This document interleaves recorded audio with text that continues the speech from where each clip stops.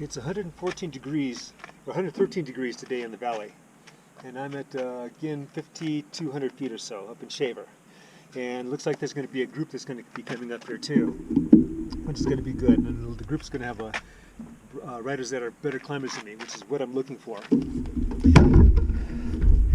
So I'm keeping with my plan, even though I am starting to waver on nationals. The reason why I'm wavering on nationals, I got hit by a bit of reality in the face the other day. There was a former Olympian who's in my age group that signed up, and even though I have no thoughts of being able to win, I want to be in the mix, and with the people that are showing up in there, I'm concerned that I won't even be in the mix, even with my improved riding that I've been doing. But still, I have a few weeks to think about it. Worst case is if I don't go, then it just costs me the $90 registration fee. And it's not just being in the mix, but it's all that travel and the logistics to get over there. So that's about a 14-hour drive. It'll take a couple days, that type of thing. So do I want to hassle with that? Anyway, that's what I have going on. And today I'm looking for a real good workout. In spite of what I said about nationals, I am training like I'm going. It is under a month to go, and pretty much I'm doing a lot of tweaking of my upper end. A large portion of this involves finding riders that will benefit me. So the person just leaving the screen now, that's Brian Patterson. And in the kit that I have, in the OTF kit, that is Gary. And Gary does some racing, but he does a lot of double centuries, and he does them fast. That's Diego next to him, who he's talking to, and then behind him are more strong riders, Rocky and Kelly. And Kelly is a competitive triathlete. Most of these guys are stronger climbers than I am, which is why I very much appreciate them being out here. Oh, I have another teammate that's up the road who's a non-climber but sprinter, and that's my teammate Robert. I really like today's course for training for nationals. First, it starts off at the same elevation as Albuquerque, 5,200 feet. And it goes up to about 6,600 feet. It's about 55 miles long and 5,200 feet of climbing. It has lots of ups and downs of various lengths and grades. I think the longest may be approaching 2 miles. Now the three main climbs at Nationals are going to be about 3 miles long, 1 mile, and just under a mile. I've briefly spoken in previous videos about what I'm doing for getting adapted to the altitude. Since I can't spend weeks at a time at altitude, pretty much I'm going up once a week or so just to get some elevation training in. Today, because of the temperatures in the valley, this is one of those days, and then I'm going again Monday in a couple days. Being the significant older guy in the group, I get here earlier before everyone else does, about an hour, 45 minutes, just so I can get about 20 minutes of warm-up in. And I notice at elevation, when I start to ride, I can really feel that elevation on my lungs. Part of the warm-up is not only getting my legs going, but it's also getting my lungs going. Another item I've been working on that I haven't spoken about much in my previous videos is my weight. With all that climbing at the Nationals road course, weight's going to be an important factor. In the off-season, I got as high as 171, 172 pounds. During the first quarter of the year, I got it down to about 166, 167, and then just held it there. A couple months ago, when I saw what the course at Nationals was going to be like, I decided to make another concerted effort. And this morning, my weight was 162 and a quarter. The method I used to get that weight down was basically just not overeating. If you've been watching my previous videos, you know that I'm predominantly plant-based. Pretty much whatever goes into my mouth is quality, so there's no trans fats or other bad food that I had to cut out. Basically, it's portion control. That and not eating after 6 p.m. I also employed a couple of procedures, or tricks if you will, to ensure that if I ate, I really needed to eat. The first trick is, if I thought I needed calories, I would drink water first and wait.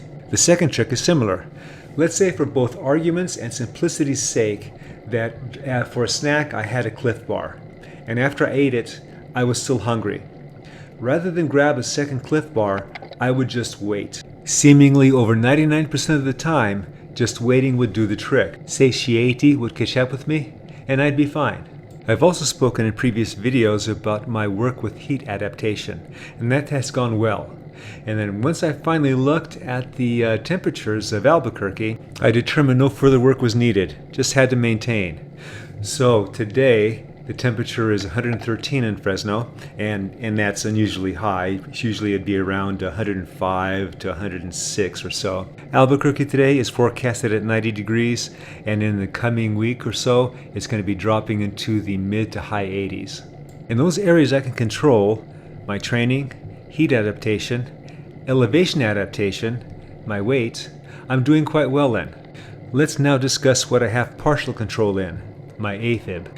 Every occurrence of AFIB I had since it first manifested in me about 5 years ago, I can attribute a reason to. For my particular situation, that means, at least thus far, I can do things or avoid things to greatly minimize the reoccurrence of another AFIB. And again, in my particular situation with AFIB, I can still race. In recent communications with another viewer, he was stating that when he does intensity work, he goes into AFIB. So now he just mainly does endurance. Every situation with AFIB is different. There's a lot of commonalities, but individually, research and study what can cause AFIB. Now, in structural cases like a bad valve or high blood pressure, it can be pretty obvious. In my case, I didn't have any of those. What I did have was years and years of endurance work, race work, and burning the candle at both ends. I made a bunch of lifestyle changes. I tweaked them a little bit. I gave up doing double centuries, and I found I could still race. So now I'm hanging on to that because I do love racing. On to the action on the screen. We're approaching the top of the first major climb, and I think with a little step in it, I think this one was about close to 2 miles long. When Gary and Kelly attacked, I was pretty much starting to run out of gas. So I'm dialing back quite a bit because I know that we're going to regroup at the top there. Brian is way back there, and we want to make sure that we're all together before we go into the next descent and then climb. After our regroup, we continue on and finally hit the T intersection where we will be turning right. And we happen upon a women's ride that included one of the wives of one of our riders. If you guys don't mind, but you guys are on video right now. Okay. Famous. Okay. Hi, Mom. Okay. Don't say that word. I want to thank all my sponsors, Rosie, Yeah. and Rosie, and Rosie. Okay, tally ho. To the turnaround, there was a lot of climbing, chasing, cat and mouse, and trying to stay away. With the turnaround at mile 28, at mile 20, I hit a fatigue level with my legs where I couldn't keep up with the others. As I let them go, my mind touched on the fact that Nationals road race is 32 miles long. On the way back, it was just Brian and myself. The others took a detour, a climbing detour, up to a point where there is no water. And so I just didn't want to take that chance on that, and I figured the course that I'm doing now is good enough for the training that I wanted to do. The first third of the return trip was mostly descents with some risers. Brian and I were keeping things amped by doing a lot of cat and mouse. Once we got on the main road, the next third was mostly climbing. Even though Brian wasn't at the same level of climbing as the others were, we made a plan that would benefit both of us. I would climb to the top ahead of him as fast as I could, and the faster I climbed, the sooner I got there, the more rest I got. He would climb at his pace, keeping it a steady pace while working on form. I was putting everything into these climbs. I wanted to back off at times, but this was for Nationals, so I had to put everything I could into it. Sometimes I'd have to back off the waters like I'm doing now for a little bit, and then I would start to pick up again as I got toward the top. I was also aware that the last third of the course was going to have more flats, more descending, and only shorter climbs. That would be Brian's advantage, and I would have a difficult time staying with him. As we approached the cars, neither of us let up. In fact, I was starting to punch it on these smaller climbs. I wanted to see if I can maintain that punch all the way up to the top. I got close on one, kind of, but that was tough. This was a good skill for me to be able to have, so it was worth doing. I had noticed a little later into this ride, and just a bit ago, that the muscles that were giving me problems at the end of the Leesville Gap road race were beginning to manifest on this tough ride. As I'm processing the video on the next day, my legs are fine. I still have some remnant feelings from yesterday, but that's okay.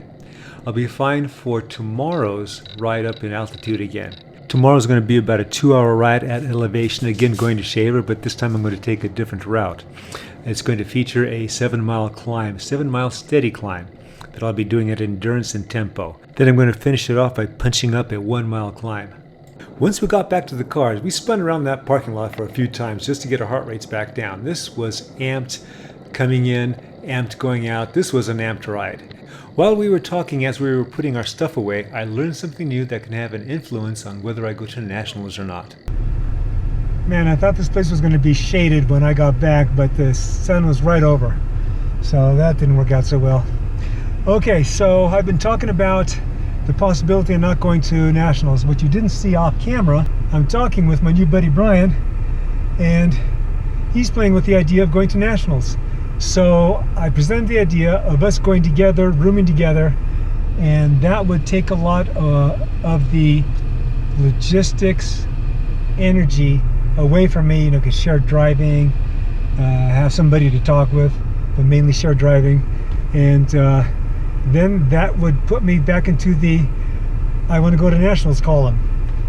I'm going to put together a timeline of stuff and send it over to him and see if it works for him, and we'll go from there. So hopefully. All right, this was another good workout. I'm getting better. I'm not like Olympic good, but like some of those guys that are going to be competing against, but I'm getting better. All right, I hope you enjoyed this and got something out of it. Please comment any questions, any comments, anything like that. I love hearing from you guys, and I answer back. I usually answer back, especially if there's a question in there. Okay, comment, like, subscribe. The Cycling Greek.